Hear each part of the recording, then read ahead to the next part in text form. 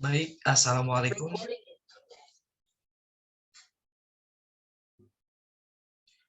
Baik, Assalamualaikum warahmatullahi wabarakatuh. Yang terhormat Bapak Ahmad Hamdan, Magister Pendidikan selaku dosen pengampu mata kuliah perkembangan peserta didik. Alhamdulillahirabbil alamin wa binasta'inu ala dunia wadin wa alihi wasallam ajran amma ba'du. Pertama-tama yang paling utama marilah kita panjatkan puja dan puji kehadirat Allah Subhanahu wa taala karena berkat rahmat dan hidayahnya kita dapat berkumpul dan bertatap maya pada kesempatan hari ini. Baik, di sini saya Miftahudin dengan NPM 212154110 sebagai moderator dan ada rekan saya yaitu Reni Astiani dengan NPM 212154077 dan rekan saya Siti Mariam Asia dengan NPM 212154071. Baik, di sini kami akan mempresentasikan yaitu tentang karakteristik perkembangan fisik, kognitif, psikososial masa dewasa awal. Baik, untuk presentasi yang pertama yaitu saya sendiri. Baik, Harlock dalam Fernanda 2019 mengatakan bahwa dewasa awal dimulai pada usia 18 tahun sampai dengan 40 tahun. Next. Nah, yang pertama yaitu perkembangan fisik. Apa itu yang dinamakan perkembangan fisik? Nah, di sini bisa kita lihat perkembangan fisik yaitu perkembangan yang berkaitan dengan tinggi dan berat badan serta bentuk tubuh, juga perkembangan otak, yaitu Wahab 1999. Nah, karakteristik fisik masa dewasa awal yaitu yang pertama yaitu kondisi fisik. Pada masa dewasa awal, performa fisik akan mengalami kenaikan dan penurunan. Nah, yang kedua yaitu status kesehatan. Pada masa dewasa awal, fungsi fisik yang permanen diletakkan. Nah, dan untuk yang ketiga yaitu seksualitas. Pada rentang usia dewasa awal, individu semakin memiliki kematangan fisiologi seksual sehingga siap untuk melakukan pernikahan. Nah, bisa kita lihat di sekitar kita banyak yang sudah melakukan pernikahan gitu. Berarti mereka sudah dewasa ataupun mengalami kematangan fisiologis ataupun kematangan seksual. Next. Nah, untuk materi selanjutnya yang akan dipaparkan oleh Saudari Siti Mariam. Saya persilahkan. Baik, terima kasih kepada moderator yang telah memberikan saya kesempatan. Kemudian saya di sini akan membahas sedikit tentang perkembangan kognitif. Yang dimaksud dengan perkembangan kognitif ialah perubahan kemampuan mental seperti belajar, memori, menalar, berpikir, dan bahasa. Next.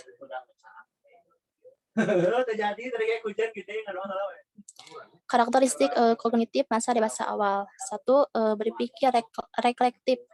Berpikir reflektif yaitu terus-menerus mempertanyakan hal-hal yang sudah dianggap fakta, menarik kesimpulan, dan membuat hubungan-hubungan. Next. 2. Pemikiran pasca formal. Pemikiran pasca formal bersifat fleksibel, terbuka, adaptif, dan individualistis seperti berpikir reflektif. Pemikiran post formal memungkinkan orang dewasa untuk melewati sistem logika. Next.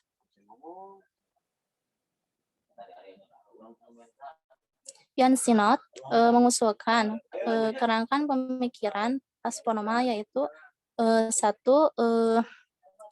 Shifting gears, yaitu kemampuan untuk mengaitkan penalaran abstrak dengan berbagai hal yang sifatnya praktis. 2. Problem definition, kemampuan untuk mendefinisikan dan memasukkannya ke dalam kategori tertentu untuk masalah logis. Yang ketiga,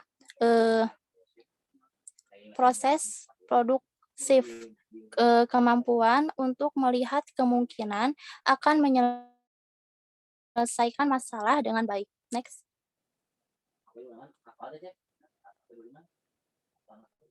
Yang keempat, pragmatisme, dapat menyadari serta memilih solusi terbaik dalam menyelesaikan masalahnya dengan bertujuan pada hasil akhirnya. Yang kelima, multiple causality. Kemampuan bisa memahami suatu masalah dilihat dari berbagai faktor serta menghasilkan berbagai alternatif solusi. Yang keenam, awareness of paradox. Adanya kesadaran bahwa memutuskan suatu masalah dapat mengakibatkan adanya hal-hal yang sifatnya paradoks atau bertentangan. Yang ketujuh, self-referential talk. Adanya kesadaran bahwa dirinya juga dapat menjadi hakim dari logika apapun yang digunakannya sendiri dengan menggunakan pemikiran formal. Next.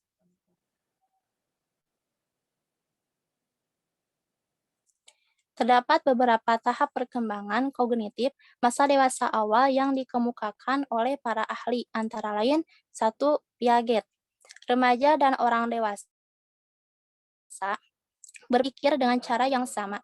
Hanya saja beberapa ahli perkembangan meyakini bahwa pada saat dewasalah individu baru dapat mengatur pemikiran operasional mereka.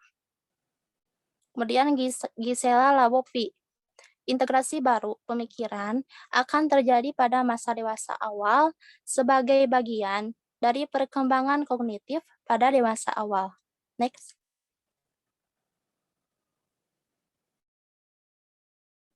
Kemudian William Perry.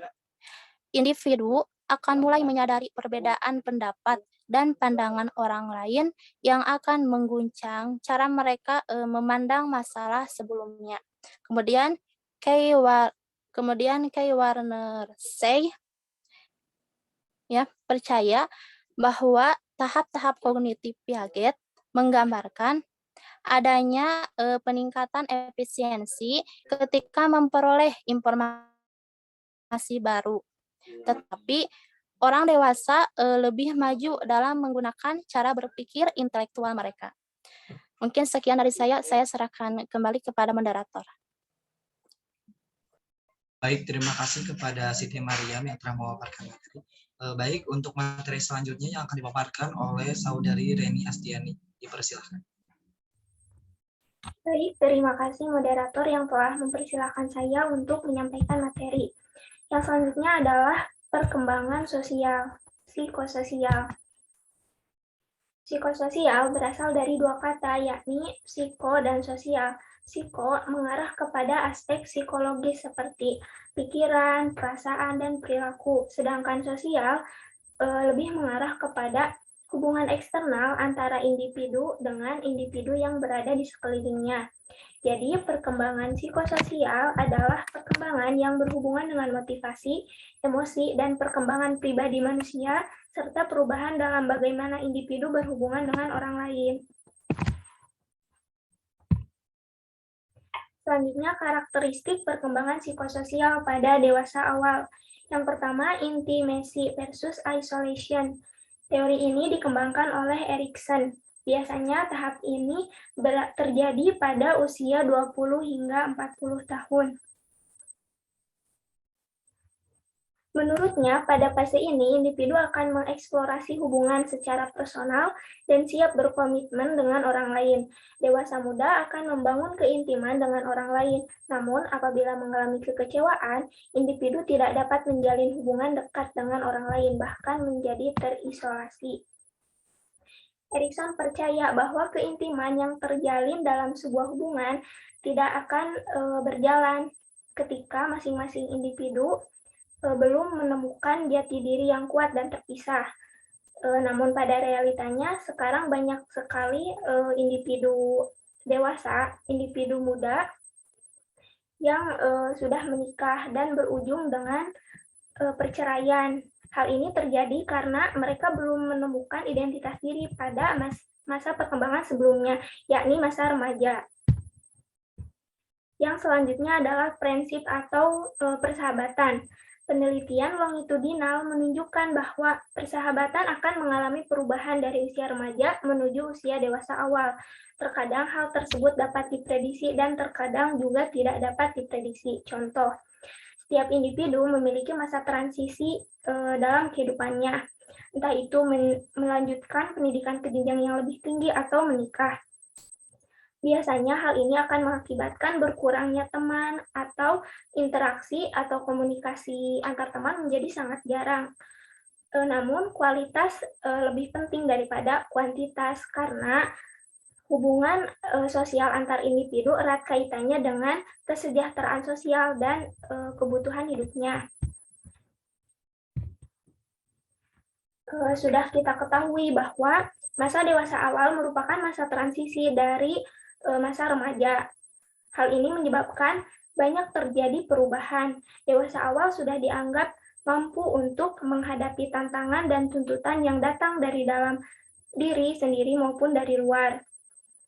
Namun pada kenyataannya tidak semua individu berhasil dalam menghadapinya, yang akan menyebabkan gangguan psikososial dengan ciri-ciri 1. Cemas, khawatir, berlebihan, dan takut. 2. Mudah tersinggung. 3. Sulit konsentrasi. 4. Bersifat ragu-ragu. 5. Merasa kecewa. 4. Pemarah dan agresif. 5. Reaksi fisik seperti jantung berdebar, otot tegang, dan sakit kepala. Berikut merupakan beberapa gangguan psikososial. Yang pertama, quarter life crisis atau krisis seperempat abad. Istilah ini dicetuskan oleh Robbins dan Wilner. Mereka melakukan penelitian pada kaum muda di Amerika yang mereka sebut dengan 20-something, yakni mereka mulai meninggalkan masa nyamannya dari seorang pelajar menjadi individu dewasa yang mulai ada tuntutan bekerja ataupun menikah. Berikut adalah beberapa karakteristik umum yang menjadi tanda bahwa individu mengalami quarter life crisis, antara lain 1. Individu merasa tidak mengetahui keinginan dan tujuan hidupnya. 2. Pencapaian pada usia 20-an tidak sesuai dengan harapan. 3. Takut akan kegagalan. 4. Tidak ingin merelakan masa kecil dan masa remaja berakhir. 5. Takut tidak mampu menempatkan pilihan yang tepat untuk sebuah keputusan. 6. Cenderung membandingkan pencapaian diri dan keadaan diri sendiri dengan orang lain. Selanjutnya, maladaptive daydreaming atau MD. Menurut Sommer tahun 2002, dalam penelitiannya yang berjudul Maladaptive Daydreaming, A Qualitative Inquiry. Maladaptive daydreaming adalah aktivitas melamun yang mengganggu interaksi sosial, fungsi akademik, maupun kejuruan. Penelitian yang dilakukan oleh Brenner, Sommer, dan Abu Raya menunjukkan bahwa maladaptive daydreaming memiliki peran kompensasi dalam mengatur kebutuhan pribadinya yang tidak bisa terpenuhi. Bila dikaitkan dengan tugas perkembangan, individu merasa tidak penting melakukan usaha yang terbaik karena dengan lamunannya itu sudah terpuaskan. Penderita maladaptive daydreaming juga akan tidak produktif karena cenderung waktunya itu dipakai untuk berlamun.